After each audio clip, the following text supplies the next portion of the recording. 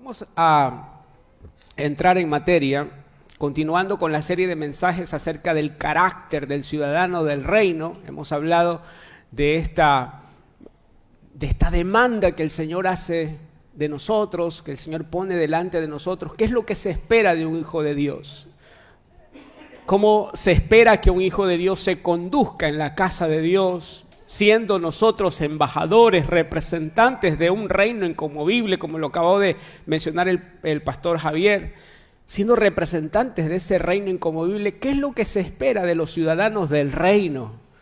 ¿Cuál es el carácter que debería distinguirnos?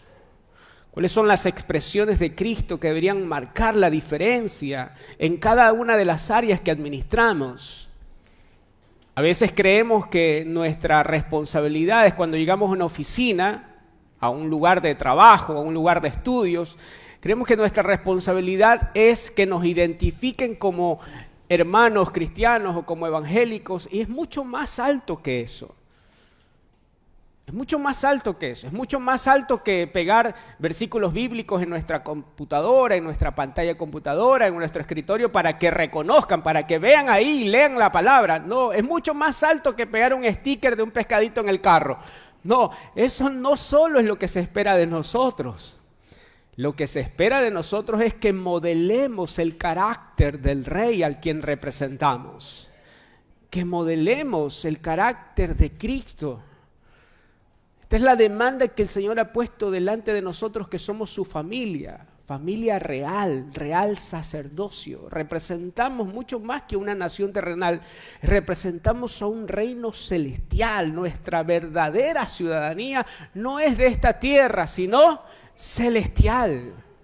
La palabra de Dios dice que así como hemos llevado la imagen del hombre terrenal, el hombre corrupto por naturaleza, así también llevaremos la imagen del hombre celestial.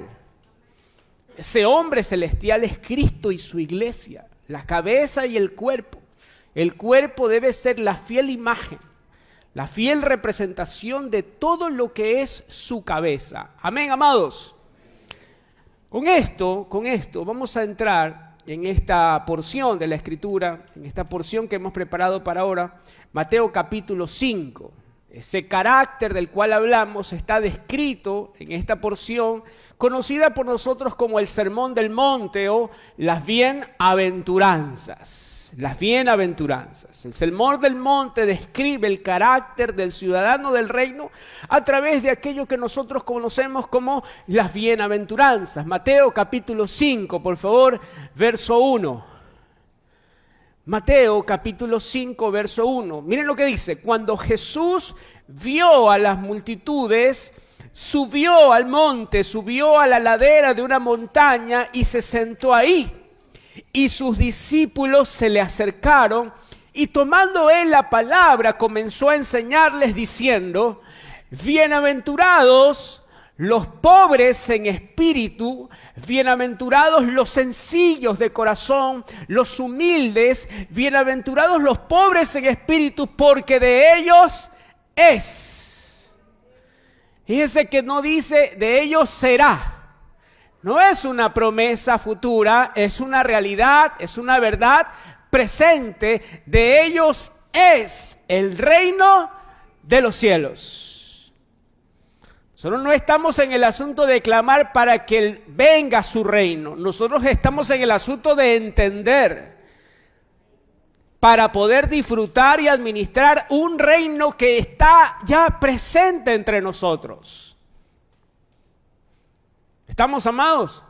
Usted no debe de orar para que el reino de Dios venga. No, usted debe de crecer. Usted debe de madurar. ¿Para qué? Para administrar todo lo pertinente a la realidad de este reino que hace 2000 años vino y sigue expandiéndose por toda la tierra. Es un reino inconmovible, es un reino que nada lo puede parar, es un reino que ha golpeado con todos los reinos de la tierra, y desde la aparición de este reino hace 2000 años, una vez que el rey vino a esta tierra, no ha habido un reino terrenal que haya podido levantarse. ¿Por qué? Porque ese reino, que es infinitamente superior, ya está entre nosotros. ¿De quién es este reino. Aquí la palabra dice, ¿quiénes son los herederos de este reino? Bienaventurados los pobres en espíritu, porque de ellos es el reino de los cielos. En el mundo, en cuanto a los reinos de este mundo, los reinos de este mundo eran de los opulentes, así se dice, ¿verdad? De los soberbios, de los altivos, pero el reino de los cielos es de los que son pobres en espíritu. Y decíamos que aquí Jesús, cuando habla de esta bienaventuranza, en primer lugar, no se refiere a una pobreza de mente. Jesús está hablando de una pobreza de corazón, de la sencillez de corazón. No está hablando de la sencillez de mente. No hay bienaventuranza en la sencillez de mente. Lo que hay en la sencillez de mente es ignorancia. Y el reino de los cielos no es de aquellos que ignoran. El reino de los cielos es de aquellos que permanecen humildes a pesar de que saben quiénes son y todo lo que tienen en Cristo. Bienaventurados los pobres de corazón, no los pobres de mente. La pobreza mental es una trinchera desde donde las tinieblas aún pueden operar en la vida de un hijo de Dios. Usted debe luchar contra la ignorancia. No hay peor cosa que la ignorancia en un hijo de Dios. El estar encadenado todavía, el estar esclavo a partir de la ignorancia. Por eso el Señor dice, y conocerán la verdad, y la verdad los hará libres. ¿Qué es lo que libera? No es la verdad. Lo que libera es la verdad que conoces. La verdad que ignoras no te libera. No hay bienaventuranza en la ignorancia. No hay bienaventuranza en los pobres de mente, sino en los sencillos de corazón. En los sencillos de corazón. Amado, anhelamos, si hay aquí entre nosotros gente que todavía está detrás de velos de ignorancia. Todos nosotros aún tenemos velos de ignorancia. Pero una cosa es quedarte ahí en ese lugar. Una cosa es acomodarte a esa realidad. No, nosotros seguimos avanzando, debemos seguir creciendo. La luz debe ser siempre en aumento en nuestras vidas. Echa mano de aquello que por la vida del Espíritu el Señor ha depositado en esta casa. Participa de una escuela como la del CEA, participa de la escuela del TEAP los martes, participa de las reuniones, de la comunión de los santos, pero por amor al Señor y por amor al cuerpo de Cristo, no te quedes en la sencillez de mente. No puedes llegar a creer que ya lo has conocido todo. El que cree que ya lo conoce todo, ese día dejó de crecer, ese día dejó de avanzar. La sencillez de corazón más bien nos permite entender que hay mucho más que necesitamos conocer y entender acerca de Cristo. Aprenderle a Él será una tarea que nos demande la vida eterna. Amén, amado. Dígame amén si está acá todavía. ¿Estamos acá todavía? Ok, yo sé que usted está pensando en la torta, pero eso es al final del servicio, ok. En la sencillez de mente hay ignorancia, mas en la sencillez de corazón hay humildad. ¿Quiénes son los bienaventurados? Los que son sencillos de corazón. Por otro lado, Jesús aquí no se refiere a una pobreza material. No está hablando de una escasez financiera, está hablando de una pobreza espiritual. La pobreza financiera no es ninguna bienaventuranza. Y tampoco es una señal de humildad y mucho menos de espiritualidad. No, amados. La religión nos enseñó eso. La religión nos enseñó a lucir como pobres, pretendiendo que esa actitud o pretendiendo que esa imagen de pobreza era sinónimo de humildad o de espiritualidad. No hay nada más lejano a la realidad que eso. Usted representa no un reino pobre, sino un reino altamente rico. Y esas riquezas, por favor, no lo subestime, no lo rebaje a solo riqueza material. No, no, no. Está hablando de una riqueza inescrutable, una riqueza que en el mundo no hay, no existe tal riqueza. Este reino es extremadamente rico y esa riqueza no se deprecia con el tiempo. La pobreza económica, la escasez financiera es el fruto de una mala administración, no es la evidencia de la sencillez de alguien, no es evidencia de humildad. La pobreza económica es una mala administración, es la evidencia de una mala administración, más la pobreza en espíritu, la humildad, la sencillez, es el fruto de la vida del Hijo de Dios en nosotros. ¿Se está entendiendo acá, amados? Bienaventurados los pobres. Si lo hubiese dejado ahí estaríamos complicados. Pero dice los bienaventurados los pobres en espíritu. La pobreza es una mentalidad que fue juzgada en la cruz. ¿Sabe por qué el Rey, sabe por qué nuestro Padre anhela que nosotros prosperemos en todas las áreas de nuestra vida? Diga conmigo, por favor, en todas las áreas de nuestra vida. ¿Por qué Él espera que prosperemos? Porque, entre otras cosas, es imposible que un reino rico pueda manifestarse, pueda darse a conocer a través de embajadores con mentalidad de pobreza. Está comprobado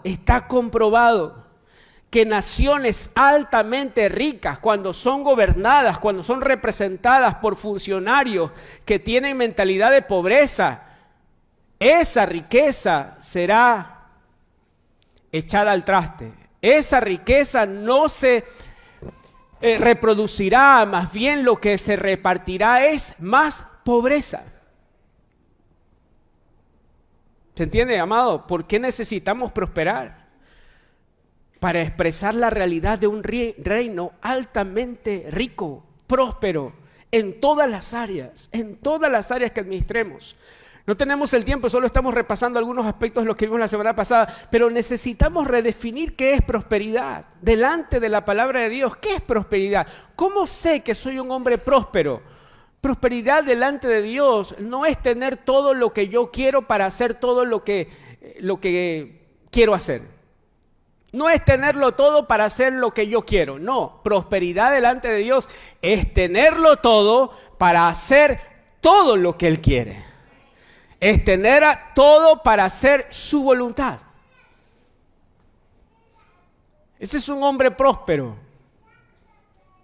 No es alguien que vive para acumular. No, es alguien que vive para invertir en una causa que es eterna. Ese es un hombre próspero. Vamos a avanzar. Mateo 5:4. Esta es otra bienaventuranza.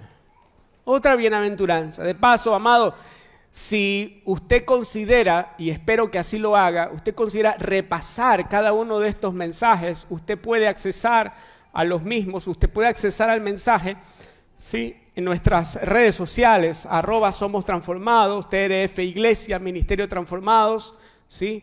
Puede usted accesar tanto en Facebook, no sé si ya estamos en YouTube, pero usted puede accesar a esta serie de enseñanzas. ¿Para qué?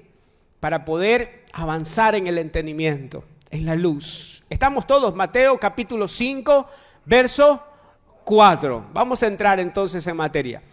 Bienaventurados los que lloran. Bienaventurados los que lloran. Fíjese usted, ¿verdad? Por eso decíamos el primer fin de semana que tratamos este tema, decíamos que son cosas que el mundo considera absurdas. ¿Cómo es bienaventurado el que llora? Bienaventurado el que ríe, el que se goza. Al fin y al cabo la vida es una sola, ¿verdad? Como decía esa salmista, la vida es un carnaval, hay que disfrutarla. Bienaventurado, pero aquí la palabra no dice bienaventurados los que lloran. Qué raro, ¿no? Vamos a entender en qué contexto, a qué se refiere el Señor, porque aquí quien habla es el Señor. Bienaventurados los que lloran. Vamos a ver cuál es la causa de ese lamento, cuál es el motivo por el cual debemos llorar. Bienaventurados los que lloran, porque ellos recibirán consolación. En primer lugar, necesitamos preguntarnos, ¿qué es la consolación? ¿Qué es consolación para Dios? ¿Cómo es que Dios consuela? ¿Cómo consuela a Dios? ¿Cómo nosotros consolamos? Esa es. ¿Cómo consolamos? Bueno, una palmadita en el hombro, ¿verdad? Si tenemos más confianza, un abrazo. Estoy contigo, ¿verdad? Recibe mis condolencias. Pero ¿cómo es que Dios nos consuela? Bienaventurados los que lloran, porque ellos recibirán consolación. ¿Será acaso que Dios nos da una palmadita? ¿O será acaso que la consolación para Dios es algo mucho mayor? Es algo muy superior. ¿Qué es la consolación para Dios? Consolación para Dios es la impartición de su vida. Dios consuela dándonos vida. Dios consuela impartiéndonos su vida. Miren lo que dice Juan capítulo 14 y verso 16. Juan capítulo 14 y verso 16. Esta expresión está en el contexto de una despedida de Jesús. Jesús sabía que sus días en la tierra habían llegado a su término, ¿sí? Y notaba que sus discípulos estaban inquietos, estaban afligidos. No es para menos, ¿verdad? Su maestro, a quien habían servido, a quien habían seguido, ¿sí? Se les iba. Imagínense la escena, estaban desconsolados. Ahora no veo a Jesús pasando rato en su hombro, diciéndoles pobrecito. No, miren la manera en que Él los consuela. Verso 16, Juan 14, dice, y yo le pediré al Padre, y Él les dará otro consolador. Yo le pediré al Padre y Él les dará otro consolador. Mientras estuve con ustedes, yo soy el Padre, yo los consuelo. La vida del Padre está en mí. En mí hayan consuelo, pero cuando yo me vaya, tranquilos, porque le pediré al Padre otro como yo. Alguien que pueda consolarlos con la misma vida que está en mí. Le pediré al Padre otro consolador para que Él los acompañe siempre. Es otra expresión, otra característica de la consolación de Dios. No es en el tiempo de la angustia, tan solo es siempre, es en todo tiempo. Los seres humanos consolamos cuando en ciertos momentos, ¿no? Por lo general en momentos de pérdida, de tragedia. Pero esta vida de Dios nos consuela en todo tiempo. Estará con ustedes siempre. Es el Espíritu de verdad, el Espíritu de mi Padre, a quien el mundo no puede aceptar porque no lo ve ni le conoce, pero ustedes sí lo conocen porque vive con ustedes y estará en ustedes. ¿Cómo Dios consuela? Impartiéndonos su vida. Impartiéndonos su vida. Consolación para Dios no es, pobrecito, estoy contigo en tu tristeza. No, consolación para Dios es, te imparto mi vida para estar contigo siempre. Siempre. Para el hombre consolar significa ayudar, aliviar, compadecerse. Para Dios consolar significa dar vida. Dios consuela al mundo dándole la vida de su Hijo. ¿Entendemos la bienaventuranza? Bienaventurados los que lloran, porque ellos recibirán consolación. Vamos a ver entonces cuál es el motivo de nuestro llanto, cuál debería ser el motivo de nuestro llanto. Eso vamos a ver luego. Pero quisiera que esto quede graficado, que quede impregnado en nuestro corazón. Dios consuela al mundo dándole la vida de su Hijo. La iglesia no debería tener otra manera de consolar al mundo, de consolar a los perdidos, sino manifestando la vida de Cristo. Miren qué hermoso, amados, qué hermoso es entender esto. Me voy a remontar hacia algunos años atrás. ¿Recuerdan cuando sucedió la tragedia, el terremoto en Pedernales, en Manabí? A veces como iglesia podemos perder el rumbo, podemos perder la perspectiva de lo que Dios espera y de lo que el mundo espera de nosotros. Llegando a creer que la manera que tenemos de consolar al mundo es darles algo, en lugar de impartirles a alguien. Podríamos llegar a creer que la manera de consolar a aquellos que están perdidos es entregándoles víveres. Y qué bueno que usted lo puede hacer, pero la consolación de Dios es mucho más alto que eso. Tal vez lo que usted puede lograr es que esa persona coma en ese día, pero la consolación de Dios no solo resuelve una necesidad temporal, sino un destino eterno. Cuando fuimos a ese lugar, habían pasado algunos días del terremoto. Habíamos, junto con varios hermanos muy hermosos, de un corazón muy dadivoso, logramos reunir víveres y fuimos con camiones hacia el lugar, precisamente hacia Portoviejo y hacia Manta, y antes de entrar en la ciudad de Manta ya se nos habían agotado todas las provisiones, no sabíamos si entrar, porque decíamos, ¿ya para qué? Si ya todo lo que teníamos se acabó, ¿qué les vamos a dar? Pero cuán confundidos estábamos, cuánta ignorancia teníamos. Cuando entramos en ese lugar vimos una familia que estaba apostada en una esquina, estaban ellos sentados y ¿saben lo que tenían delante? De frente a ellos tenían la casa, donde seguramente tenían tantos recuerdos, habían nacido, la casa totalmente hecha escombros, nada. Humanamente hablando lo habían perdido todo y estaban ellos ahí contemplando lo que era su casa. Y nosotros llegamos con las manos vacías. Nos acercamos a ellos pidiéndoles disculpas, ya no tenemos nada para darles, pero quisiéramos orar por ustedes. Y en ese momento mi esposa tomó la oración y empezó a hablarles. Dios no está enojado con ustedes. Lo que Dios tiene en su corazón para ustedes es amor. Esto que sucedió no es algo que Dios envió. Esto es una catástrofe natural, pero no es un castigo divino. Dios no tiene en su corazón nada más que amor para ustedes. Esas personas se quebrantaron. ¿Saben lo que nos dijeron? No queríamos nada más de ustedes. Lo único que queríamos es saber que Dios no estaba enojado con nosotros. La manera que Dios tiene para consolar es muy superior a lo que nosotros tenemos como idea de lo que es consolar. Amado, si usted tiene en el corazón repartir comida, repartir alimentos, sígalo haciendo.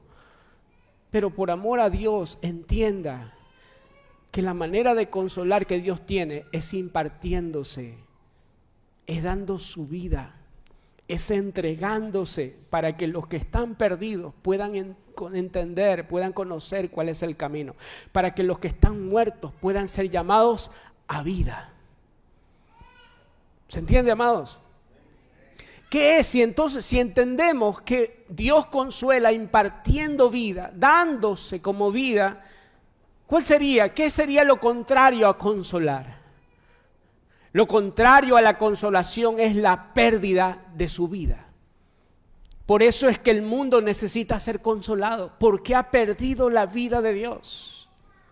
Porque aquel que no tiene al Hijo no tiene la vida. Pastores, que es linda gente, pastores que si usted lo viera, qué bien que hace las cosas. Amado, si no tiene al Hijo de Dios, no tiene vida. No tiene vida.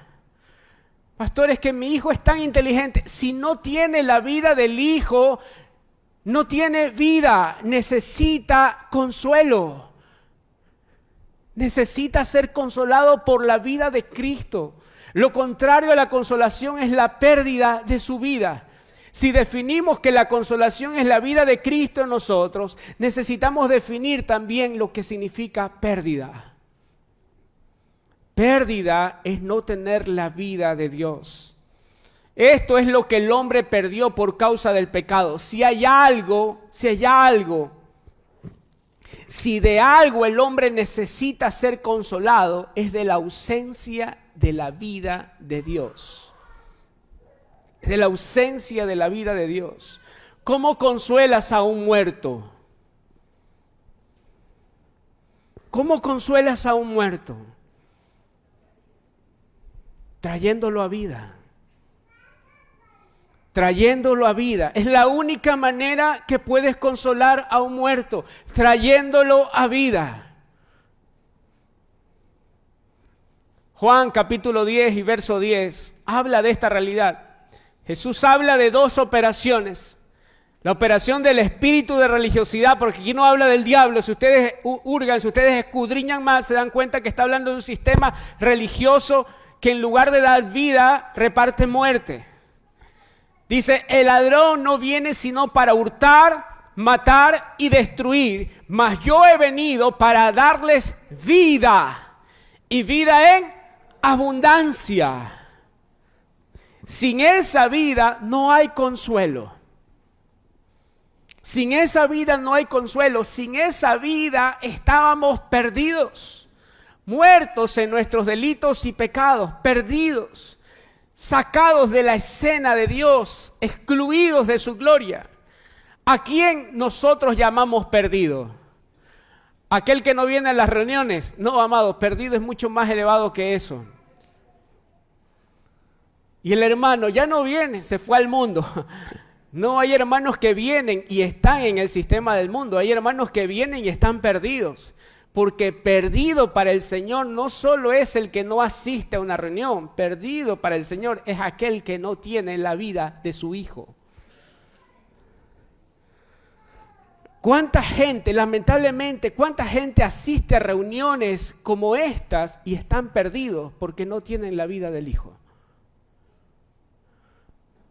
Recuerde, el que tiene al Hijo tiene la vida. El que no tiene al Hijo no tiene la vida. Y me temo, y esto solo es una expresión personal, me temo que en estos días hay auditorios llenos de gente en donde se menciona a Jesús, pero hay ausencia de su vida. Esas personas no necesitan que se les anime. No necesitan que se les motive, no necesitan que se les haga, dinámicas para entretenerlos. No, lo que esas personas necesitan es que se les consuele. Se les consuele. Para llenar un lugar, para llenar un auditorio, bastaría con animar, con motivar a la gente, con entretener a las personas. Las personas están ávidas de entretenimiento, pero lo que no saben es que lo que necesitan no es que les entretenga, sino que lo que necesitan es consuelo. Para llenar un lugar solo hace falta ser un buen motivador, un buen coaching, alguien que anime a la gente. ¿Cuántos somos más que vencedores? Es una inyección de adrenalina que te hará llegar hasta el otro domingo. Así arrastras, pero llegas. Pero el consuelo de Dios no te sirve hasta el otro domingo, sino que te sostiene porque es una vida eterna, es una vida en abundancia, es una vida indestructible. Es una vida indestructible. La mayor tragedia, amado, la mayor tragedia que podemos experimentar como iglesia es tener un auditorio lleno de gente, pero vacío de la vida de Dios. Porque si esa gente no tiene vida, estarán perdidos.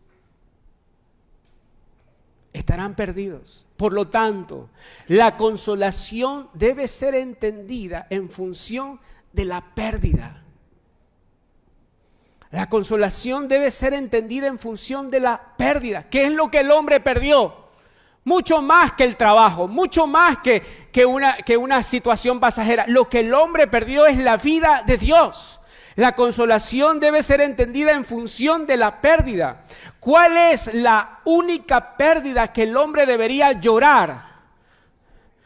El hombre llora por muchas pérdidas en su vida, pero ¿cuál es la única causa justa por la cual el hombre debería llorar? La pérdida de la vida de Dios. Podemos llorar por la pérdida de un negocio, podemos llorar por la pérdida de un ser querido, pero si tengo la vida de Dios, nos vamos a levantar. ¿Cuántas personas que están acá, empezando por mis padres que están ahí presentes, han perdido seres queridos, hijos, gente tan amada que hubiésemos dado nuestra vida en lugar de ellos? Pero ¿qué es lo que los mantiene de pie? ¿Qué es lo que los mantiene fuertes en la fe? La vida del Hijo. La vida del Hijo de Dios. Podemos llorar por muchas cosas, pero si tenemos la vida de Dios, vamos a levantarnos de cada una de las circunstancias que enfrentemos. Decirle a la gente que Dios está consolando sus pérdidas es mentirles. Decirle a la gente que Dios está consolándote porque perdiste el trabajo es mentirte. Porque la única consolación del Padre es la vida de su Hijo. La única consolación del Padre es darte la vida de su Hijo. Y esto único es suficiente. Esto único es suficiente. ¿Por qué? Porque en el Hijo el Señor nos dio todas las cosas. En Él, Él consuela todas nuestras pérdidas. No sé si se está entendiendo. Es un té lo que tiene porque todos se fueron a mirar. Es un té. Pero atiéndeme acá. En el Hijo Dios consoló toda pérdida. ¿Me vas a entender? Dios no tiene por qué consolarte porque perdiste el trabajo. No. Dios te consoló cuando te entregó la vida de su Hijo. Dice la palabra, el que no escatimó ni aún a su propio Hijo, sino que lo entregó por todos nosotros, ¿cómo no ha de darnos juntamente con Él todas las cosas? El consuelo de Dios no viene por partes. Él nos consoló al darnos la vida del Hijo. En Él nos ha dado todas las cosas. Dios no nos está consolando a quienes hemos perdido cosas. Dios consoló al mundo en Cristo Jesús. Y la iglesia y la gente necesita recuperar cuál es la verdadera razón que tenemos para llorar. ¿Por qué debemos llorar? No llores porque perdiste un trabajo. No llores porque perdiste una relación. Si perdiste el trabajo, estate atento para que veas la próxima oportunidad. Si vas a llorar, llora por aquellos que están perdidos. Porque ellos necesitan ser consolados. Así como nosotros, con su vida, con la vida del Hijo de Dios. Llora cuando veas que tu familia no tiene vida. Hay padres que lloran más porque sus hijos no tienen trabajo que porque no tienen la vida. Pues no estamos entendiendo, no tenemos la perspectiva correcta. Pastor, no sé qué hacer, mi hijo no tiene una novia, ya luce como... Casi digo la palabra, perdón. Y estás llorando porque él no tiene la vida del hijo. Ese es el lloro justo. Es la causa justa por la cual necesitamos llorar. Ese es el lloro de una iglesia entendida. Miren el sufrimiento de Pablo. Pablo escogió la causa por la cual iba a sufrir. Usted puede escoger por qué sufrir. Usted puede escoger por qué sufrir. Él dice, vuelvo a sufrir dolores de parto. ¿Alguien aquí ha sufrido dolores de parto? Espero que ningún hombre me levante la mano, ¿verdad? Aunque los hombres podemos sufrir dolores de parto. Pablo volvió a sufrir dolores de parto en el espíritu. ¿Por qué? hasta que Cristo sea formado en ustedes, en los santos. Esto vamos a ver la próxima semana, porque lo que Dios espera no solo es consolarnos, sino que nosotros seamos instrumentos para consolar a los demás. ¿Cómo consolamos a la gente? A través de la impartición de la vida de Dios por medio de la palabra. ¿Y cómo consuela la gente a quienes predicamos la palabra? Cuando Cristo está siendo formado en sus vidas.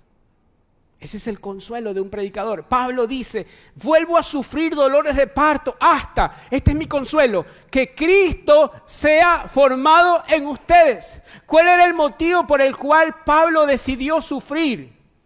La formación de Cristo en los santos. Pablo no sufría para saber cuánta gente vino el domingo. Pablo no sufría por saber cuánto se recogió de ofrenda. Pablo no sufría para saber si era el predicador más conocido en el mundo. No, el sufrimiento de Pablo era uno solo: la formación de Cristo en los santos. Ahora la pregunta es, como padres, ¿por qué lloramos?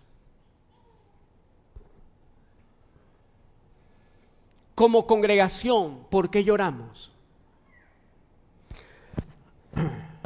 Como familia, como hermanos, ¿por qué lloramos? ¿Cuál es la causa de nuestro lamento, de nuestro lloro? Si existe una causa justa por la que deberíamos llorar y sufrir, es por la impartición y la formación de la vida de Cristo en los santos, amados.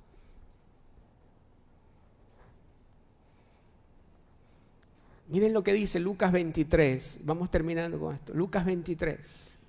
Este texto es terrible, es tremendo. Miren lo que dice Lucas 23, verso 26. Mientras Jesús cargaba la cruz, lo seguía mucha gente del pueblo, incluso mujeres que se golpeaban el pecho. ¿Qué es lo que hacían las mujeres? Se golpeaban el pecho. ¿Es una señal de qué? Acuérdense, no se me haga. Sí, de culpa, ¿verdad? ¿Se acuerdan? Por mi culpa. Ya. Lo seguía una multitud de gente, entre ellos mujeres que se golpeaban el pecho, doliéndose, sufriendo por ver a Jesús en esa situación. Miren lo que dice, lo seguía mucha gente del pueblo, incluso mujeres que se golpeaban el pecho, lamentándose por él. Y miren, en esa condición Jesús estaba cargando el madero. Oiga, él no estaba dando un paseo, él estaba cargando el madero. Él había sido flagelado en todo su cuerpo, estaba yendo a su cita con la cruz. Y miren lo que pasó. Jesús, al ver la actitud de estas mujeres, al ver que ellas se lamentaban por él, él se voltea hacia ellas y les dice: hijas de Jerusalén, no lloren por mí, lloren más bien por ustedes y por sus hijos. ¿Por qué? ¿Por qué? Ellas estaban llorando por el motivo incorrecto. Jesús le dice: hey, sécate las lágrimas, no llores por mí.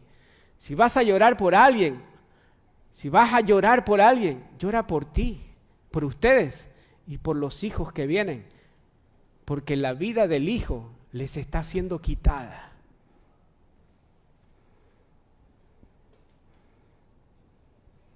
No sé si se entiende, amados.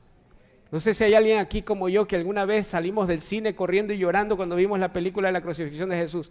No entendíamos que no debíamos llorar por él, sino por todos aquellos que no tienen su vida. No lloren por mí, les dice Jesús, más bien lloren por ustedes, por sus hijos. La iglesia no ha entendido la consolación y la ha confundido con pena, con una condolencia.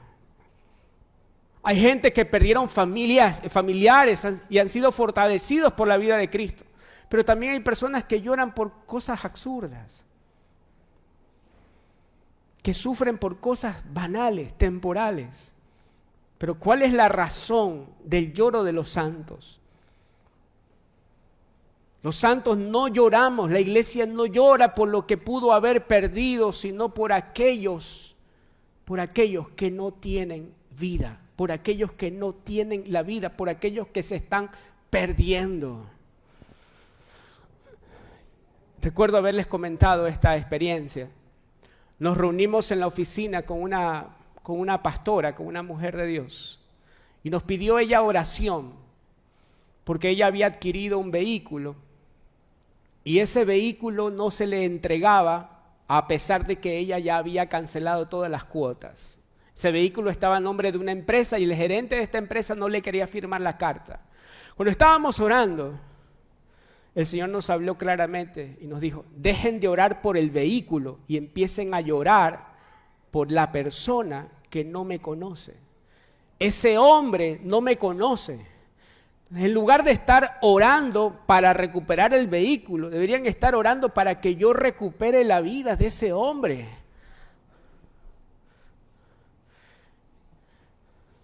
¿Por qué lloramos? ¿Por qué oramos? ¿Cuál es nuestra carga? ¿Cuál es nuestro sufrimiento, amado? ¿Qué significa el ser consolado por Dios? Ser consolado no es un pare de sufrir. Ser consolado no significa que si perdiste una casa, pacta para que Dios te dé otra nueva y mejor. Eso no es el consuelo de Dios. Pare de sufrir. El ser consolado significa poner nuestra mirada en Cristo a fin de estar juntamente con Él crucificado. ¿Para qué? Para que ya no viva yo, sino que ahora la vida de Cristo pueda ser expresado a través de nuestra vida. Amado, la mayor expresión de consolación de Dios es la cruz. Porque en esa cruz dejamos nuestra vida temporal, vana, ¿para qué? Para recibir una vida eterna, la vida abundante del Hijo de Dios. El Evangelio no es recuperar cosas. El Evangelio es recuperar la vida. Es recuperar la vida. Y esto es duro. ¿Por qué? ¿Por qué? ¿Por qué es duro? Porque la mayoría de la gente que asiste a un lugar como este viene ¿para qué? Para recuperar cosas. Para recuperar cosas. Pastor, ¿cómo hago para recuperar mi trabajo? Pastor, ¿cómo hago para recuperar una relación? Pastor, ¿cómo hago para recuperar esto o aquello? Pero el Evangelio no se trata de recuperar cosas que perdiste. Se trata de recuperar aquello que el hombre perdió.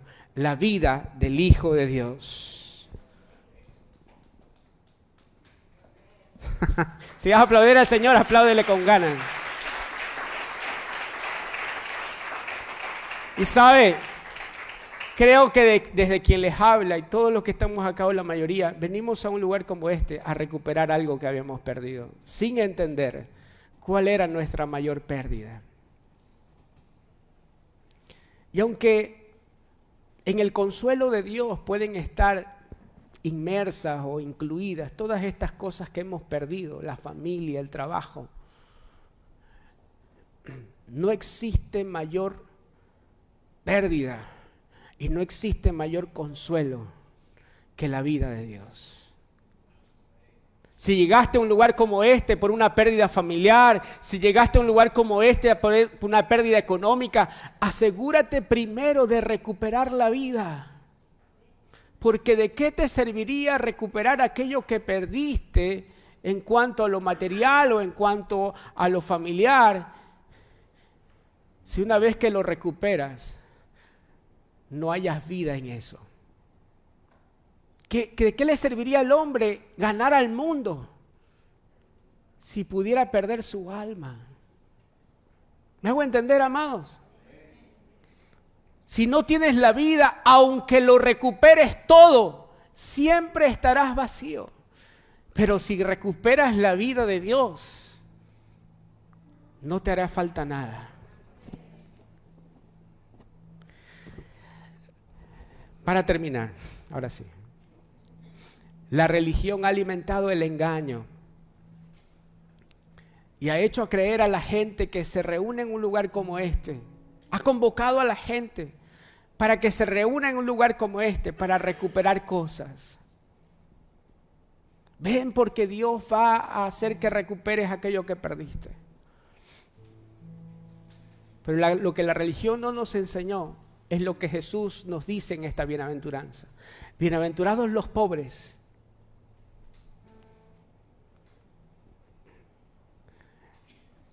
porque ellos es el reino de los cielos.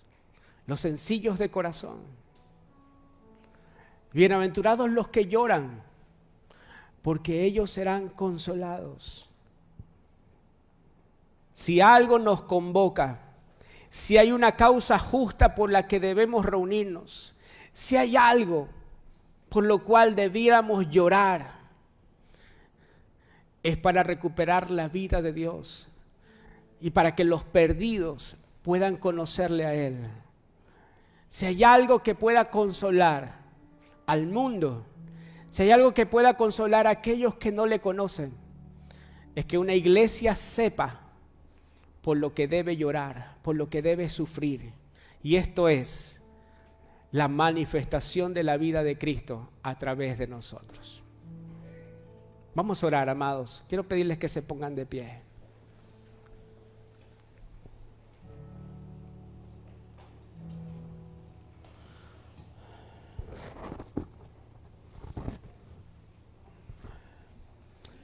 Señor,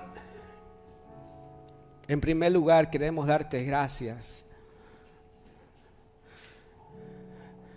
porque tú nos consuelas, Señor, no como el hombre, no como el mundo sabe consolar.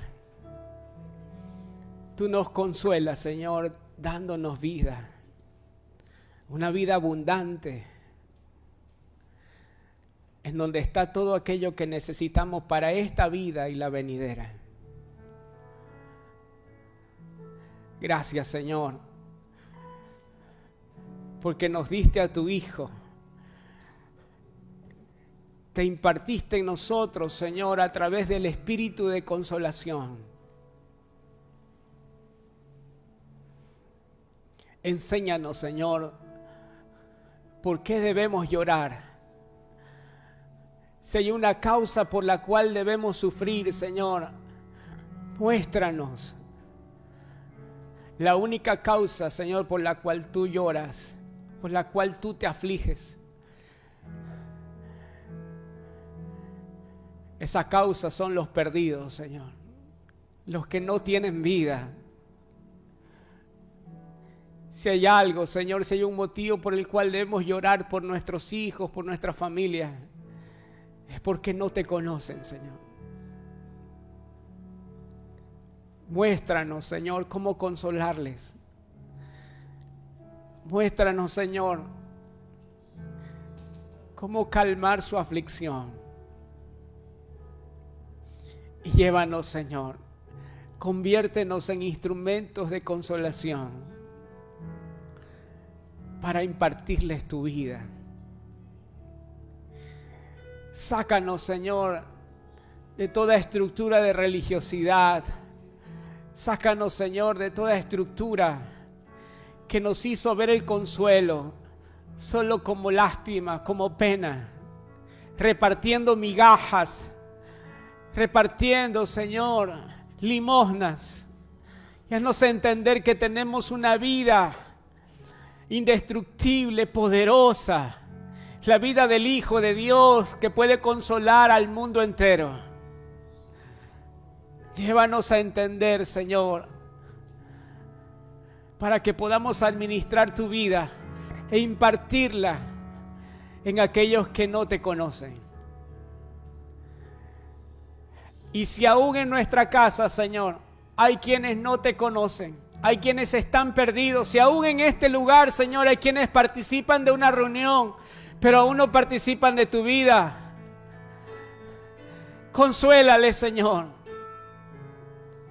Sé propicio a su necesidad, a la pérdida que han tenido. Y mucho más de recuperar un trabajo, mucho más de recuperar una relación, que puedan recuperar la vida, Señor. Que no haya entre nosotros alguien que se pierda. Que no haya entre nosotros, Señor, gente que llora y no sea consolada. Bienaventurados los que lloran, porque tú los consuelas, Señor.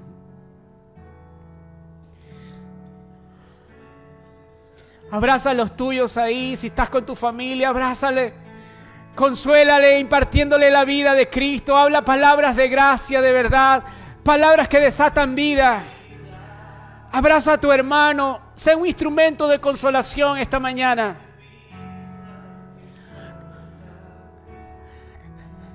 Y empieza a orar los unos por los otros. Empiezan a orar los unos por los otros. Que Dios consuele hablando la verdad.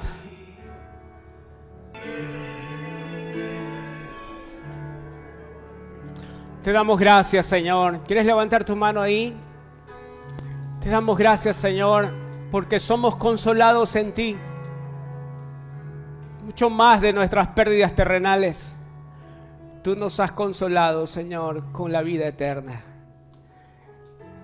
Equípanos, Señor.